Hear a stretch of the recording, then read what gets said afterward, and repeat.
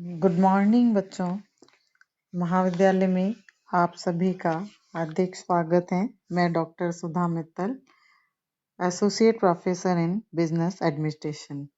मैं आपको business administration का paper second entrepreneurship and small business management paper का अध्ययन करेंगे।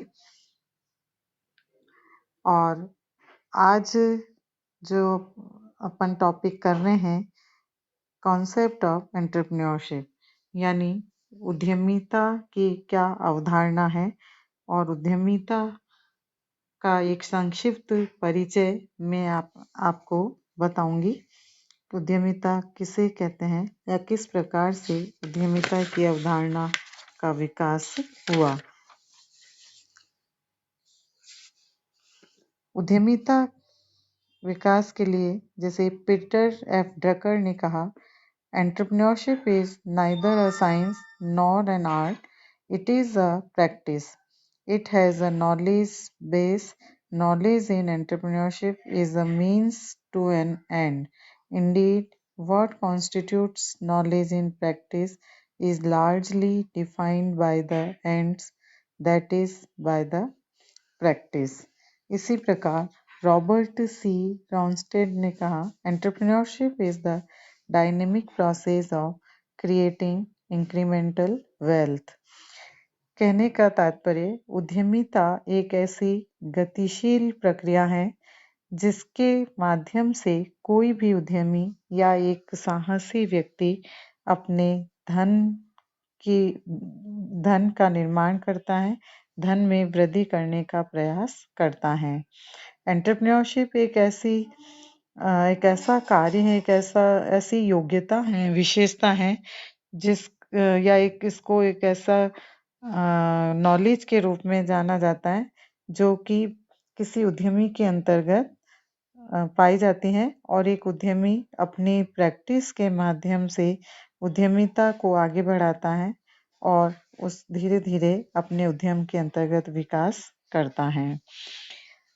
जैसे कि अमेरिका की ओपिनियन रिसर्च काउंसिल के एक सर्वेक्षण के अनुसार 18 से 24 वर्ष के आयु वर्ग के युवाओं में से 58% ने कहा कि अपना व्यवसाय प्रारंभ करने में उनकी सर्वाधिक रुचि है, जबकि 36 से 64 वर्ष के आयु वर्ग के लोगों में से केवल 36% लोगों ने ही ऐसी रुचि दर्शाई। यदि भारतीय युवाओं से पूछा जाएगा तो वे भी संभवतः नारायणन मूर्ति, प्रेमजी अजीज, मुकेश अंबानी, अनिल अंबानी, सुनील भारती मित्तल, कुमार मंगलम बिरला, करण जौहर, एकता कपूर, इनमें से किसी का नाम लेंगे। ऐसा नहीं है कि दुनिया में पहले कोई उद्यमी नहीं हुआ हो। पिछले 150 से 200 वर्षों में कई महान उद्यमी एवं उद्योगपति हुए और विश्व भर का ध्यान अपने कार्यों की ओर खींचा। अमेरिका के Andrew Carnegie, Rockefeller, Henry Ford, Thomas Watson, Bharat के जे.आर.डी. टाटा, जी.डी. बिरला, रामकृष्ण बजाज, भरत राम, चरत राम, आदित्य विक्रम बिरला, रतन टाटा, धीरूभाई अंबानी आदि अनेक महान उद्यमी एवं उद्योगपति हुए जिन्होंने विश्व में कई नवाचार किए और अपनी अपनी पृथक पहचान बनाई। किंतु वर्तमान युग में उद्योगपति एवं उद्यमिता का महत्व और भी अधिक गहरा हो गया है और इसलिए उद्यमिता वर्तमान काल का एक युग धर्म बन गई है। युवा पीढ़ी ही नहीं बल्कि संपूर्ण समाज तथा सरकार उद्यमिता के महत्व को भली प्रकार समझ गई हैं और इसीलिए अपन देख रहे हैं कि वर्तमान समय में उद्यमिता के विकास पर अधिक से अधिक ध्यान दिया जा रहा है। सरकार के द्वारा भी विभिन्न प्रकार के ऐसे एंटरप्रेन्योरियल कोर्सेज या इस प्रकार की योजनाएं चलाई जा रही हैं जिसके अंतर्गत युवाओं को उद्यम डालने के लिए प्रोत्साहित किया जाता है, प्रेरित किया जाता है। उद्यमिता के निरंतर बढ़ते हुए महत्व को समझते हुए प्रोफेसर जिम मेरर तथा स्कारबोरो ने बहुत सुंदर रूप में लिखा है कि उद्यम वृत्ति की भावना का विकास नवीन व्यावसायिक इतिहास में सर्वाधिक महत्वपूर्ण घटना है। दुनिया भर में नई अर्थव्यवस्था के ये हीरो व्यावसायिक वातावरण का नव निर्माण कर रहे हैं। ये ऐसी दुनिया का निर्माण कर रहे हैं जिसमें इनकी कंपनियां विश्व अर्थव्यवस्था की सक्रियता में महत्वपूर्ण भूमिका निभा रही हैं। इनके व्यवसायों ने विस्मयकारी उत्साह से नवाचारी उत्पाद तथा सेवाएं प्रस्तुत की हैं, तकनीकी सीमाओं को दूर कर दिया है, नए रोजगार सृजित किए हैं, विदेशी बाजार खोले हैं तथा इस प्रक्रिया में उन्होंने अपने संस्थापकों को वह सब कुछ करने का अवसर भी दिया है जिसे करने में वे सर्वाधिक आनंद अनुभव करते हैं। तो इस प्रकार से उद्यमिता का विकास लगभग विगत 200 वर्षों से होता आ रहा है, किंतु इसमें जितनी रुचि 21वीं शताब्दी के प्रारंभ से देखी जा रही है उतनी पहले कभी नहीं देखी गई।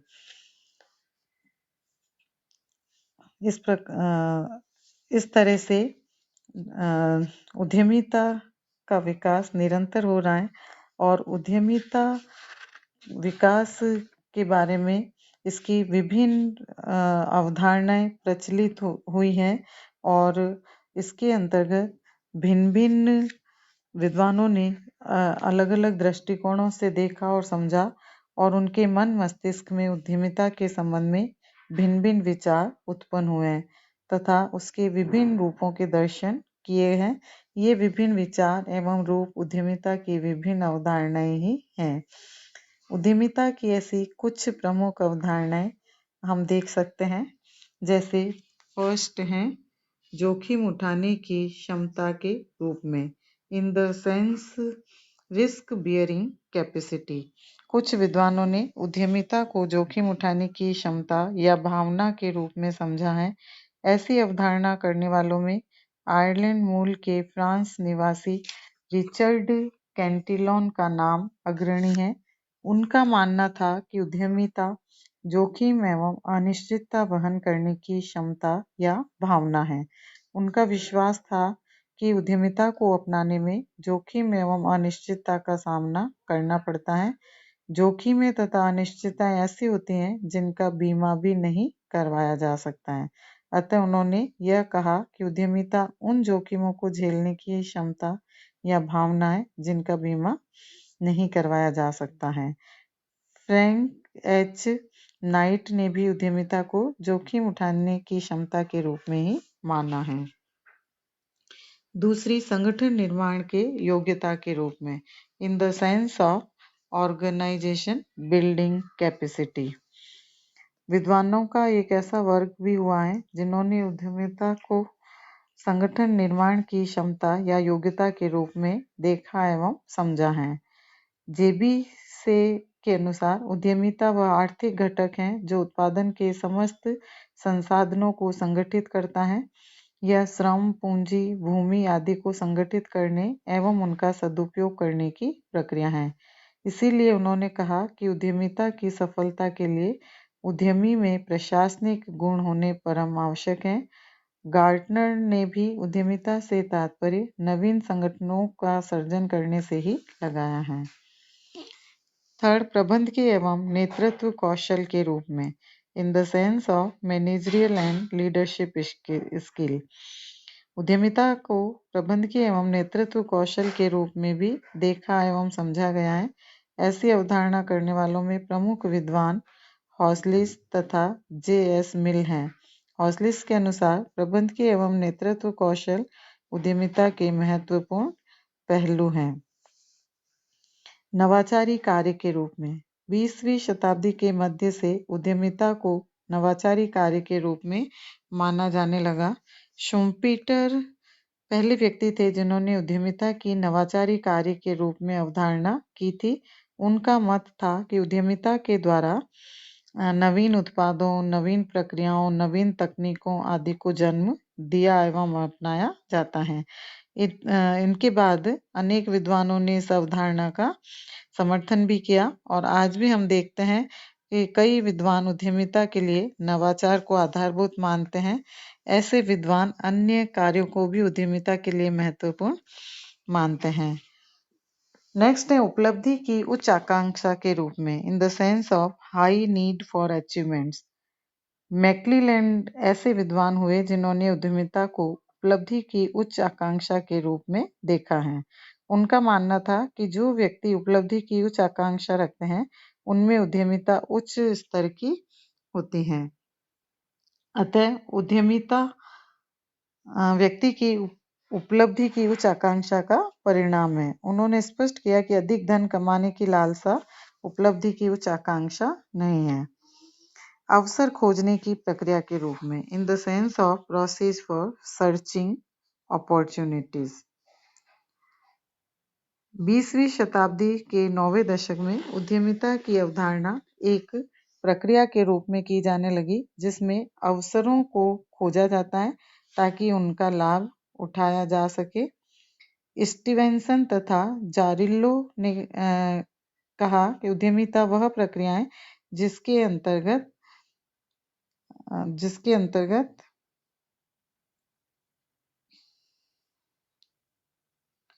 लोग अपने नियंत्रण वाले संसाधनों की परवाह किए बिना अवसरों की खोज करते हैं, और इसके पीछे मूल भावना यह है कि अवसरों को खोजकर नव प्रवर्तन किया जा सकता है और नव प्रवर्तन की जोखिम उठाने के साथ साथ संसाधनों को प्राप्त एवं संगठित करने की जोखिम भी उठाई जा सकती है। तो पीटर ड्रकर ने भी लिखा है कि अवसरों को अधिकाधिक करना ही उद्यमिता की सही परिभाषा है। उदार या व्यापक प्रक्रिया के रूप में, in the sense of an electric process. समय के साथ साथ उद्यमिता की उदार या व्यापक अवधारणा की जाने लगी है। उदार रूप में उद्यमिता वह प्रक्रिया है जिसमें जोखिमपूर्ण परिस्थितियों एवं अवसरों के अनुरूप नवाचार किया जाता है तथा किसी नए उपक्रम की स्थापना एवं संचालन की जोखिम उठाई जाती है। और एक इसकी अवधारणा और है एक विषय के रूप में, एज अ सब्जेक्ट। उद्यमिता की अवधारणा एक विषय या ज्ञान की विधा, डिसिप्लिन के रूप में भी की जाती है। आज दुनिया में अनेक संस्थाएं हैं जो उद्यमिता विषय के शिक्षण प्रशिक्षण की सुविधा प्रदान करती हैं।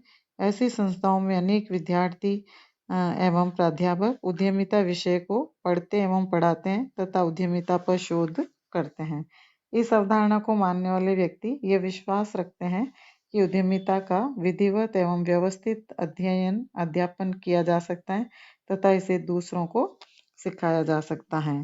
तो इस प्रकार से उद्यमिता की ये सभी अवधारणाएं हम देख सकते हैं और इससे ये स्पष्ट है कि वर्तमान समय में उद्यमिता पर अत्यधिक बल दिया जाता है और प्रत्येक व्यक्ति के द्वारा ये प्रयास किया जाता है कि वह कोई न कोई नया कार्य यानी नव प्रवर्तन करे ताकि उद्यमिता का विकास हो, और जितना अधिक उद्यमिता का विकास होगा उतना ही व्यक्ति अपने उद्यम को आगे बढ़ाएगा और देश की अर्थव्यवस्था में सुधार लाने में सफल होगा। अब अपन नेक्स्ट क्लास में अध्ययन करेंगे उद्यमिता के मूल आधार। धन्यवाद।